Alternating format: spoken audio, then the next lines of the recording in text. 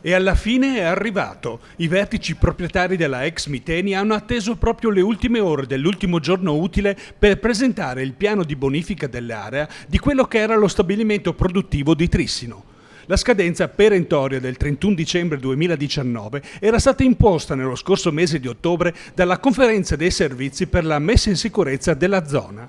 In considerazione dei tempi già trascorsi e dei risultati dell'analisi dei pozzi della barriera idraulica, le autorità pubbliche avevano concesso un'ultima proroga alla proprietà per aggiornare il documento di analisi del rischio dei suoli e per il progetto di bonifica delle acque di falda.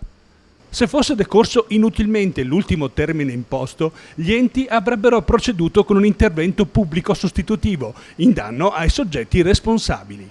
Il rispetto delle complesse procedure, inevitabilmente in tempi molto lunghi, sono imposti da leggi nazionali. Non è previsto infatti l'immediato intervento dell'ente pubblico nelle opere di bonifica, salvo che non si gestisca l'emergenza in maniera commissariale, come già richiesto al governo dal presidente regionale Luca Zaia. Il piano ricevuto via PEC sarà sottoposto a valutazione entro il mese di gennaio da Regione, Provincia, Comune di Trissino e da tutti gli altri enti coinvolti.